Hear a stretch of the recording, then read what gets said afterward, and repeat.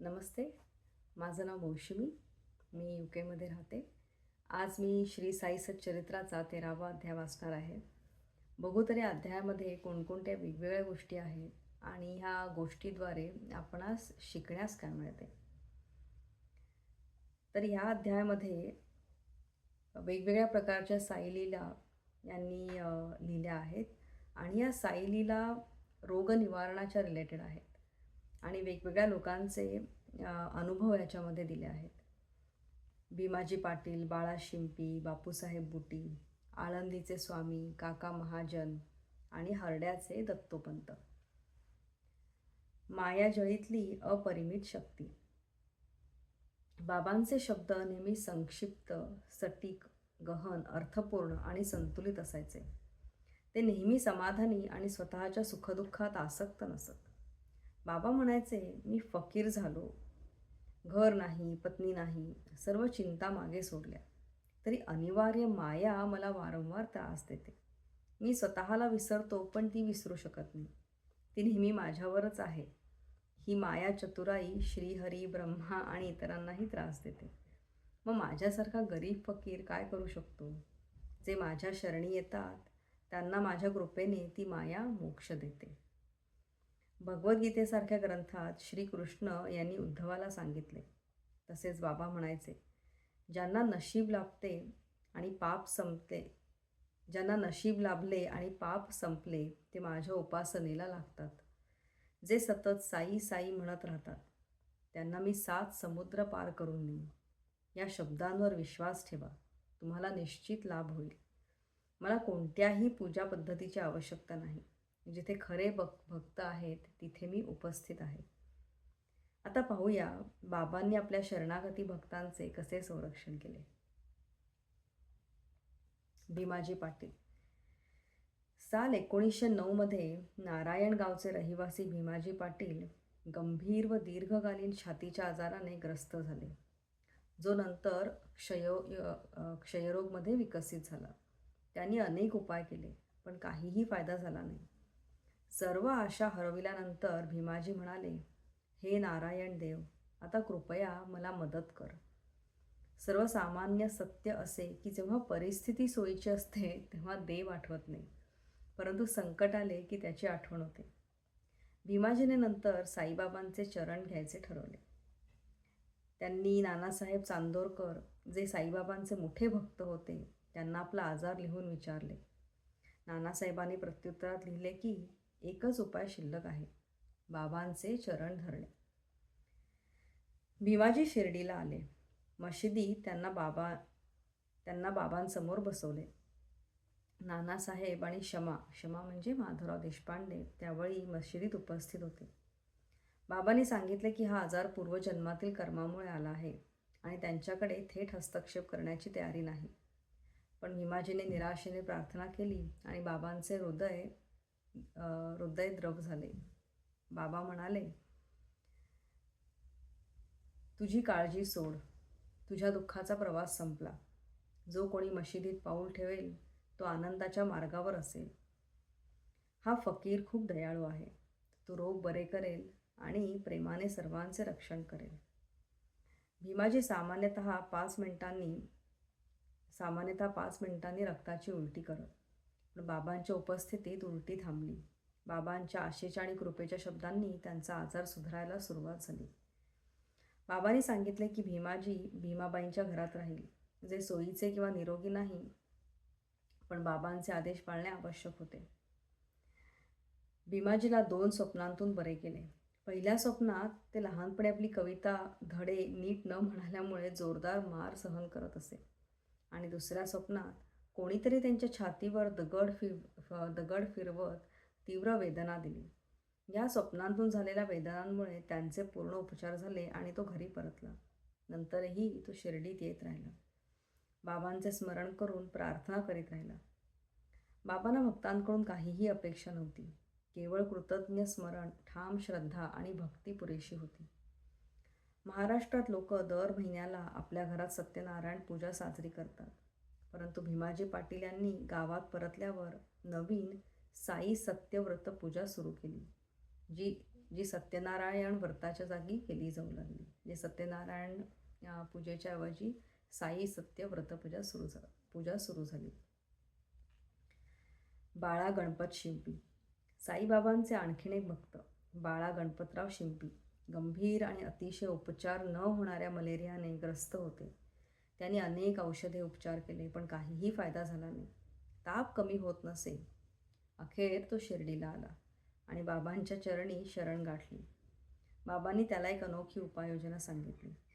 लक्ष्मी मंदिराजवळ एका काळ्या कुत्र्याला दही आणि तांदळाचे मिश्रण काही तुकडे दे. बाळा शिंपीला ही पद्धत समजली नाही, पण तो घरी गेला, तांदूळ आणि दही घेतले, त्याचे मिश्रण तयार केले आणि लक्ष्मी मंदिराजवळ नेले. आश्चर्याची गोष्ट म्हणजे तिथे काळा कुत्रा काय असं लिहिलं त्यांनी की एक लाजाळू काळा कुत्रा त्याचे हाल झाले होते आणि तो तिथे बसला होता. तर बाळा शिंपींनी हे मिश्रण त्या कुत्र्याच्या समोर ठेवले.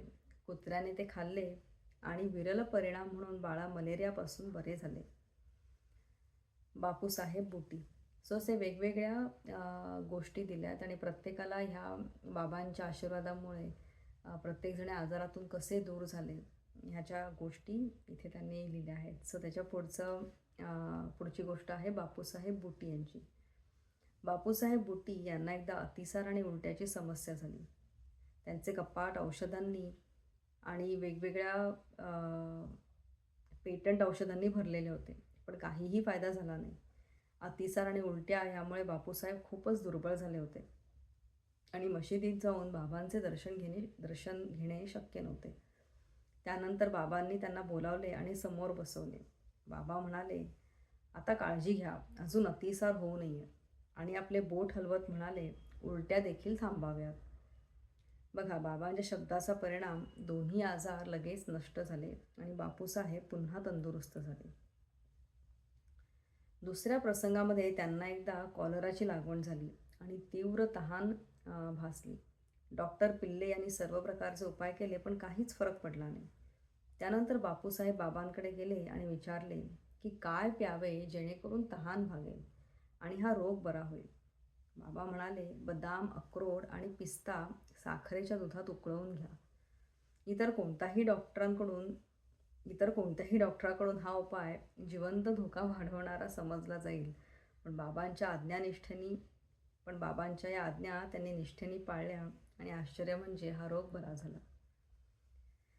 जर हवे असेल, मी भीमाजी पाटील, बाळा शिंपी आणि बापूसाहेब बुटी यांच्या चमत्कारांचा इथे त्यांनी तेच लिहिलं की ह्या वेगवेगळ्या ज्या गोष्टी आहेत त्याने कसा चमत्कार झाला प्रत्येकाच्या आयुष्यामध्ये. तिथेच त्यांनी दुसरी गोष्ट लिहिली आहे, आळंदीचे स्वामी. आळंदीचे एक स्वामी जे साईबाबांचे दर्शन घेण्यासाठी शिर्डीला आले. त्यांच्या कानात प्रचंड वेदना होत्या, ज्यामुळे त्यांना झोप येत नव्हती. या कारणाने त्यांच्यावर शस्त्रक्रियेचाही प्रयत्न केला, पण काहीच फायदा झाला नाही. वेदना इतक्या तीव्र होत्या की स्वामींना काय करावे हे माहीत नव्हते. ज्यावेळी स्वामी शिर्डी सोडण्यासाठी तयार होत होते, तेव्हा त्यांनी बाबांकडे रजा मागितली आणि शमा यांनी बाबा यांना स्वामींच्या कानातील वेदनेसाठी काही उपाय करण्याची विनंती केली. बाबांनी स्वामीला समजावून सांगितले, अल्लाह अच्छा करेगा, म्हणजे देव चांगले करेल. स्वामी पुण्यात परतले आणि एका आठवड्यानंतर शिर्डीला पत्र पाठवले, ज्यात त्यांनी सांगितले की कानातील वेदना कमी झाली, तरी सूज अजून राहिली होती. सूज कमी करण्यासाठी त्यांनी मुंबईमध्ये शस्त्रक्रियेचा विचार केला, पण तज्ज्ञ चिकित्सकांनी शस्त्रक्रियेची गरज नाही असे सांगितले. बाबांच्या शब्दांचा असा अद्भुत प्रभाव दिसून आला. पुढची गोष्ट आहे काका महाजन यांची. एकदा काका महाजनी यांना अतिसाराची तक्रार होती. बाबांच्या सेवेतील काही अडथळा येऊ नये यासाठी काका मशिदीच्या एका कोपऱ्यात पाण्याचे भांडं ठेवत. जेव्हा हवे तेव्हा बाहेर जाऊन काम करीत असत. काकांनी बाबांना आपली तक्रार सांगितली नाही, कारण त्यांचा विश्वास होता की बाबा सर्वज्ञ आहेत आणि स्वतःच उपचार करतील. मशिदीसमोर पवित्रा बांधण्याचे काम बाबा यांनी परवानगी दिली होती, पण जेव्हा प्रत्यक्ष काम सुरू झाले, बाबा चिडले आणि जोरात ओरडले. सगळे लोक पळाले. काका देखील पळत असताना बाबांनी त्यांना पकडवून बसवले. त्यानंतर कोणीतरी एकाने छोट्या मुंगफलीची म्हणजे दाण्यांची एक पिशवी असते ती सोडली. तर बाबांनी हातात ते दाण्याची पिशवी घेऊन तोंडात घालण्यापूर्वी त्याची साल काढीत काकाला देत होते आणि स्वतः थोडी खाल्ली. जेव्हा ती पिशवी संपली तेव्हा बाबा म्हणाले, आता तुमचा अतिसार थांबला आहे. तुम्ही पवित्रा बांधण्याच्या कामाला सुरुवात करा. काकांचे अतिसार थांबल्यामुळे त्यांनी इतर भक्तांसोबत काम सुरू केले. वैद्यकीय दृष्टिकोनातून दाण्यांचा अतिसारासाठी काही दाणे खाऊन अतिसार थांबतो वगैरे असं कोणतंही औषध नाही. उलट ते आजार वाढवू शकते. पण सत्य औषध होते बाबांचे शब्द आणि त्यांची कृपा. दत्तोपंत, हरड्याचे दत्तोपंत. हरड्यातील दत्तोपंत दीर्घकाळ आजाराने त्रस्त होते. 14 वर्षे पोटदुखीची शास्त्रीय किंवा आयुर्वेदिक औषधे घेऊनही त्यांना आराम मिळाला नव्हता. बाबा यांचे नाव ऐकून ते शिर्डीला आले आणि बाबांच्या पायावर शरण झाले. बाबांनी त्यांच्याकडे करुणाभरीत नजरेने बघितले. त्यांचे पोट हळूच हाताने स्पर्श केले आणि आशीर्वाद दिला. त्यावेळी दत्तोपंतांना आराम जाणवला आणि पुढे कोणताही त्रास झाला नाही. माधवराव देशपांडे. श्यामा यांना अंतःशूलाची समस्या होती. बाबा यांनी त्यांना सोनामुखी म्हणजे सेनाकळी वापरून औषध दिले, ज्यामुळे आराम मिळाला. 2 वर्षांनी हा आजार पुन्हा झाला आणि त्यांनी बाबा यांच्याशी सल्ला न घेताच औषध घेतले. याचा परिणाम म्हणजे आजार वाढला, पण बाबांच्या कृपेने ते पुन्हा बरे झाले. काका महाजनींचा भाऊ गंगाधर पंत अनेक वर्ष पोटदुखीने त्रस्त होते. बाबा यांची कीर्ती ऐकून ते शिर्डीत आले आणि बाबांना उपचारासाठी विनंती केली. बाबांनी त्यांच्या पोटाला स्पर्श केला आणि म्हणाले, देव बरे करेल.